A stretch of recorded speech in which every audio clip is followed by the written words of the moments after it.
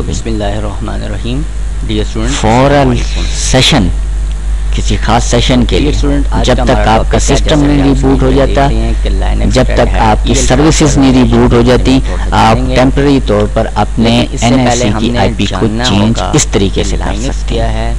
कहाँ से उम्मीद है डियर कि आज के टॉपिक आपको क्लियर समझ आ गई होगी। इंशाल्लाह नेक्स्ट टॉपिक में हम मजीद कुछ सीखेंगे और इसके अलावा IPs के बारे में। किस रूल के तहत, बहुत बहुत शुक्रिया। इसकी हायरार्की क्या है, इसको समझने के लिए आज के टॉपिक में हम डिस्कस करेंगे, लेकिन बहुत छोटे पैमाने पे।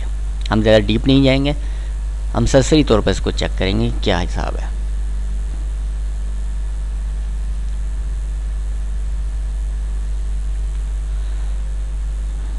Linux Red Hat EL5 Server Edition.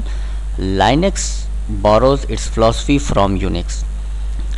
इसकी जो फिलॉसफी है, आपने जिस जहाँ से आप कह रहे हैं कि इसने जो आइडिया लिया है वो उसने लिया हुआ है यूनिक्स से। और यूनिक्स जो है ओरिजिनली तौर पर डेवलप हुआ बेल लैब्स में 1970s में, अर्ली 70s आप इसको कह लें। फिर जो आपका लाइनक्स है, क्योंकि उसने यूनिक्स से आइडिया लिया, उसको डेवलप किया 1990 में। और उसके बाद जो है आपका जो ये लाइनक्स है या यूनिक्स है, मेन चीज़ आपको जो यूनिक्स है वो सपोर्टेड था, मल्टी यूज़र एग्रीमेंट करता था, मतलब मल्टी यूज़र को सपोर्ट करता था। तो लाइनक्स ने जब उधर से आइडिया लिया तो उसने भी ऐसा ऑपरेटिंग सिस्टम सोचा कि जी जो कि मल्टी यूज़र को सपोर्ट करे। आपकी जो विंडो है, हम जो विंडो यूज़ करते हैं वो सिंगल यूज़र है। मल्टी यूज़र का मतलब ये होता है कि जब आप वर्ड पे काम कर रहे होते हैं तो आप एट अ टाइम एक ही बंदा काम कर रहा होता है, लेकिन आप लाइनक्स में जब आप काम करते हैं तो वो मल्टी यूज़र होता है। यूनिक्स पे काम आप करते हैं तो multi user at a time किसी भी डॉक्यूमेंट पे आप नेटवर्क इन्वायरमेंट में रह के आप दो जो यूज़र्स होते हैं, दो यूज़र्स जो होते हैं, दो या दो से ज़्यादा यूज़र्स जो होते हैं वो उसको एट अ टाइम एक फ़ाइल पे काम करते हैं। इसको कहा जाता है मल्टी यूज़र। आगे चल के उसको मल्टी यूज़र को हम मज़ीद डिफ़ाइन करेंगे। लाइनक्स डायरेक्टरी की ये सिंपल सी आपको एक पिक्चर आपको शो हो रही है, ये आपका कहलाता है स्लैश, जिसको हम कहते हैं स्लैश रूट। अब स्लैश के अंदर फिर क्या क्या है, slash bin, slash boot, slash dev, slash etc, slash home, slash slip, slash lost plus found, slash mnt, slash proc, slash root. हालांकि ये भी रूट है, लेकिन रूट के यूज़र के लिए स्लैश रूट बने। Slash has been, slash temp, slash usr, slash वार। 1 2 3 4 5 6 7 8 9 10 11 12 13 14, यानी कि एक स्लैश के नीचे आपके पास 14 हायरार्की मौजूद हैं। यानी कि स्लैश आपका बॉस हो गया और उसके बाद जितने आपके सबऑर्डिनेट्स हैं। अगर हम इसको एक मज़ीद थोड़ा सा इसको खोल के इसको हम स्टडी करें तो इस पिक्चर में आपको बहुत क्लियरली एक ही चीज़ लिखा हुआ है। देखें यहाँ पे लिखा हुआ है root directory of the entire file system hierarchy, यानी कि root directory of the entire file system hierarchy. File system जो है, देखें आपने लाइनक्स में सबसे पहले ये समझना होगा कि इसका फाइल सिस्टम या लाइनक्स डायरेक्टरी किस तरह काम करती हैं। हम हम विंडो में जब देखते हैं सी में इधर जाके प्रोग्राम फाइल्स में सारी चीज़ें पड़ी होती हैं, तो लाइनक्स में भी कहीं ना कहीं तो पड़ी होंगी ना। कहाँ पे पड़ी होती हैं?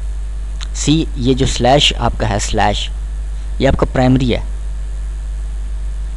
इसके अंदर देखें स्लैश बूट के अंदर फिर मज़ीद डायरेक्टरी। बूट होता है specific file for the boot loader. जारी बात है, जैसे विंडो लोड होती है, हम सिस्टम ऑन करते हैं, विंडो MBR से बूट होती है, भाई इसका भी कोई बूट होगा ना, बूट लोडर होगा ना। उनका ग्रब है, जब जो ग्रब है आपका वो आपका बूट लोडर है कि यूटिलिटी है। स्लैश डेव आपकी डिवाइसेस की फाइलें, जैसे आप कंट्रोल पैनल पे जाके चेक करते हैं,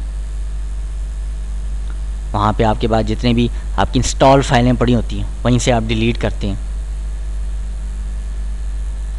आप ऐड न्यू हार्डवेयर करते हैं तो इसी तरीके से आपके लाइनक्स में जो है स्लैश डेव है, डिवाइस फाइल्स हैं, यहाँ पे आपकी जितनी भी डिवाइसेस होती हैं उसकी फ़ाइल पड़ी होती हैं। फिर आपका आ जाता है slash etc host specific system configuration, सबसे इम्पोर्टेंट डायरेक्टरी। इतनी इम्पोर्टेंट है कि जिस तरह आपकी जेब में पैसे हैं,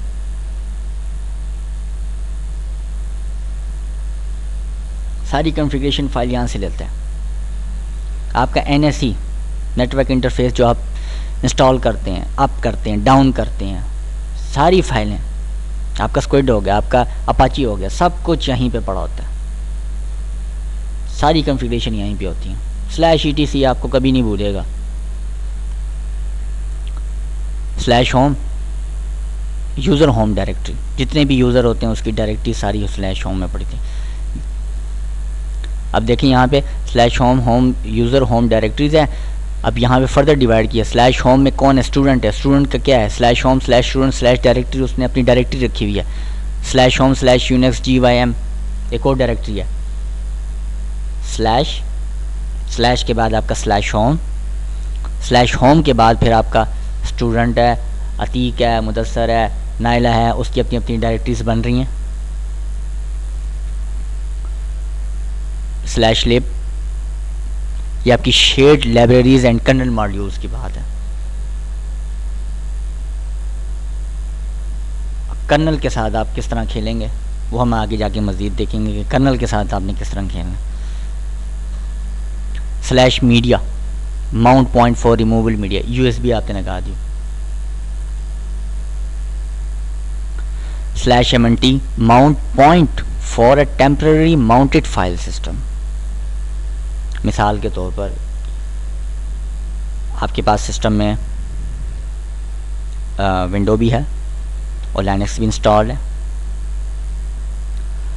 अब यह है कि आपकी कुछ जो एक ड्राइव है या पार्टीशन जो है उसमें आपकी विंडो की फ़ाइल है और वो फाइल आपको चाहिए। या एक सिंपल सी आपको एग्जांपल देता हूँ, आपकी विंडो की फ़ाइल, एक सिस्टम है उसमें लाइनक्स भी मौजूद है, उसमें आपकी विंडो भी मौजूद है। आप जब विंडो से बूट हो रहे थे तो आपको वो करप्ट दे रहा है, आप यूज़र नेम से नहीं लॉगिन हो रहे। अब आपको फाइलें उसमें चाहिए, आपकी हार्ड डिस्क में फाइलें पड़ी, बड़ी इंपॉर्टेंट फाइलें हैं और आपने उसको डिलीट भी नहीं कर सकते। तो आपके पास एक ही रास्ता है, रास्ता ये है कि आप लाइनक्स से बूट हो जाएं। बूट होने के बाद आप जो हैं उस विंडो की ड्राइव को आपने माउंट करना है। तो माउंट आप स्लैश MNT के ज़रिए आप करेंगे और स्लैश MNT में आप उस ड्राइव का नाम देंगे और नाम का ड्राइव देने के बाद आपके पास डेटा जो है वो आपके पास शो होगा और शो होने के बाद आप उसको परमिशन देंगे कि ये राइट हो जाए, ये कॉपी हो जाए। तो वहीं से सारा का सारा डेटा आप क्या कर सकते हैं, उठा सकते हैं। तो हमेशा याद रखिएगा, आप लाइनक्स भी यूज़ करें, आप विंडो भी यूज़ करें। विंडो में मसले आएंगे, लाइनक्स में आपको मसले नहीं आएंगे। तो ये आपके पास तरीका है कि स्लैश MNT देखें लिखा हुआ mount point for a temporary mounted file system. NTFS की पार्टीशन को भी आप उठा सकते हैं, FAT32 की पार्टीशन को भी आप उठा सकते हैं, लेकिन किस तरह उठा सकते हैं ये हम बाद में इंशाल्लाह पढ़ेंगे। Slash OPT add on application software packages, आप कुछ नेट से डाउनलोड करते हैं, कुछ आप RPMs डाउनलोड करते हैं, डेबियन के लिए आप डेब और डाउनलोड करते हैं, फेडोरा के लिए, मतलब ये मुख्तलिफ हैं जिसमें आप जो हैं सॉफ्टवेयर पैकेजेस यहाँ पे आपके पड़े होते हैं। Slash SBIN system binary file होती हैं।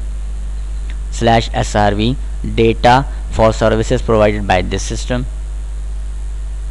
डिटेल्स में हम इसको पढ़ेंगे, एक एक फाइल डायरेक्टरी को हम पढ़ेंगे किस तरह करेंगे। स्लैश टेम्पररी फाइल है, इसकी एक सिंपल सी मिसाल मैं आपको देता हूँ कि एक फ़ाइल है, आपने सबके लिए शेयर करवानी है कि जी सारे उठा लें टाइम से, जितने भी यूज़र्स हैं आपके ये लाइनक्स के। तो स्लैश टाइम पे आप रख देते हैं, सारी टेम्पररी फाइल आपकी इधर भी पड़ी होती हैं, आप इधर भी रख सकते हैं। Slash USR multi user utility and application secondary hierarchy. Slash USR slash local slash USR slash local slash pin. यहाँ पे आपके पास मल्टी यूज़र इन्वायरमेंट, हम कहते हैं Linux is a multi user environment. Multi user कहाँ पे होगा जी, स्लैश USR में होगा। ये आपके थर्ड मोस्ट आपका जो है पार्टीशन है। स्लैश वार लाइब्रेरीज, अब ये क्या होती हैं, यहाँ पे एक आपको सिंपल सी एग्जांपल देता हूँ। अगर जब आप स्क्विड कॉन्फ़िगर करते हैं और वहाँ पे आपने मैसेजेस देखने होते हैं /var में जाके, वहाँ पे लॉग्स आपकी मौजूद होती हैं, वेरिएबल्स फाइल्स कहलाते हैं। var वेरिएबल से निकला है, /root home directory for the root user, जैसे मैंने आपको बताया कि रूट तो है, अब रूट के लिए भी कोई डायरेक्टरी होनी चाहिए। /proc virtual file system documenting kernel and processing status as text file, आपकी प्रॉक फाइल है जो कि वर्चुअली तौर पर काम करती है, जैसे आपका वर्चुअल पेज आपका बनता है, पेज फाइल आपकी विंडो में बनती है। तो ये जब तक आप लाइनक्स की डायरेक्टरी को नहीं सही तरीके से समझेंगे, अब ये नहीं है कि जी आपने याद कर लिया स्लैश है, /etc है, /boot है, /dev है, /home है, /media, /mnt, नहीं। अब देखें /boot इसके अंदर क्या है भाई, इसके अंदर को भी आपने पहचानना है, समझना है, देखना है, तभी आप लाइनक्स के साथ खेल सकेंगे। लाइनक्स सबसे पहले आपको शेर लगेगा, यार क्या बुलाया यार, ये क्या चीज़ है। लेकिन जब आप शेर को अपनी गिरफ्त में ले लेते हैं ना, तो शेर आपके सामने चूहा बन जाता है। तो इसी तरीके से पहले आप लाइनक्स को शेर समझते हैं, यार ये क्या, यार भागो, ये नहीं करते, नहीं। जब आप इसको समझ लेते हैं, आपको चूहा लगता है। तो नेक्स्ट लेक्चर में हम इंशाल्लाह इसको अच्छे तरीके से समझेंगे, इन डायरेक्टरीज को 1 बाय 1 पढ़ेंगे, समझेंगे। जब इस पर हम प्रैक्टिकली वर्क करेंगे तब हमें सही समझ आएगी। उम्मीद है कि आज की टॉपिक आपको सही क्लियरी तौर पर समझ आ गया होगा। बहुत बहुत शुक्रिया। अल्लाह हाफिज़।